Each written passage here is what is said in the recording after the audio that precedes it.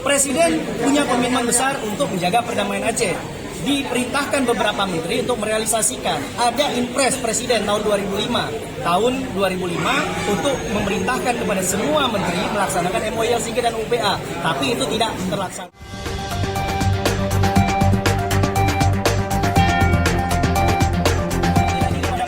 Pusat. Perdamaian ini akan semakin kuat kalau pemerintah pusat benar-benar merealisasikan butir-butir MOU. Dan hari ini pemerintah pusat menunjukkan lagi di tahun ke-16 kelemahannya di dalam melakukan implementasi MOU. Bahkan komitmennya juga sangat rendah. Oleh karena itu yang saya apresiasi adalah kesabaran dari pimpinan GAM maupun kesabaran dari para mu'allimin yang melihat realita politik selama 16 tahun, ketidakkonsistenan pusat, namun juga pimpinan GAM dan mu'allimin hari ini juga masih sabar. Oleh karena itu harus kita apresiasi. Ini menunjukkan satu komitmen yang sangat luar biasa untuk berpegang teguh pada perdamaian. Ada 11 poin sebenarnya yang bertentangan Undang-Undang Pemerintahan Aceh dengan MOU Helsinki. Permasalahan pokok awalnya adalah ketika Undang-Undang Pemerintahan Aceh disahkan, itu bertentangan dengan MOU Helsinki.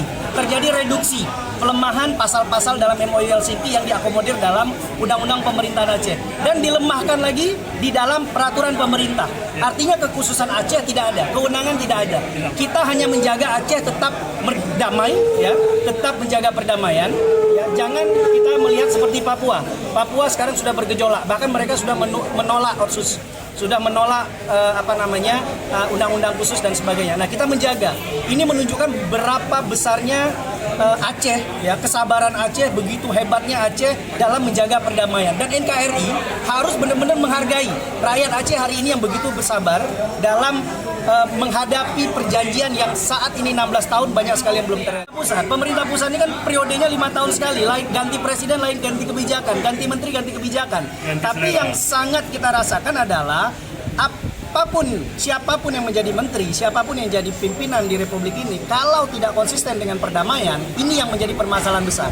Jadi dunia internasional juga harus tahu bahwa permasalahan Aceh hari ini adalah ketidakkonsistenan pemerintah pusat, ketidakkonsistenan pemerintah yang ada di pusat yang tidak merealisasikan perjanjian MOU Helsinki.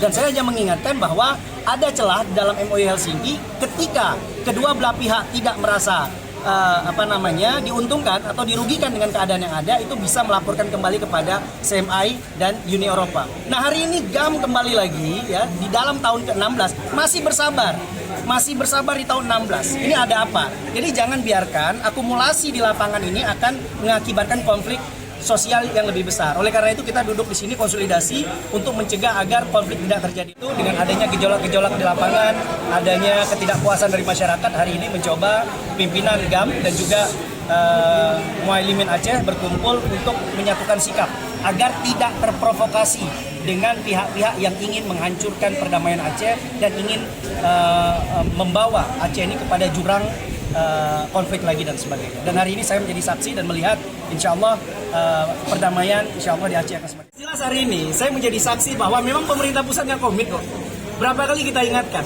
Contoh, kita menekankan bahwa Aceh dengan adanya undang-undang pemerintahan Aceh itu sudah boleh disyariahkan semua bank Aceh. Dan itu dipatuhi. Pusat tunduk dengan putusan Aceh. Tapi terkait dengan pilkada, kenapa tidak tunduk kepada putusan Aceh? Ini ada apa? Gitu. Ini menunjukkan ketidakkonsistenan dalam bidang ekonomi atau dalam bidang syariah mereka merealisasikan, tapi dalam hal politik tidak ada satu pasal pun yang konsisten. Presiden punya komitmen besar untuk menjaga perdamaian Aceh. Diperintahkan beberapa menteri untuk merealisasikan. Ada impres Presiden tahun 2005 untuk memerintahkan kepada semua menteri melaksanakan MOU Helsinki dan UPA, tapi itu tidak terlaksana. Jadi sebenarnya permasalahan ini adalah kembali lagi ada pihak-pihak yang memang di Jakarta yang memang tidak komit dengan perdamaian.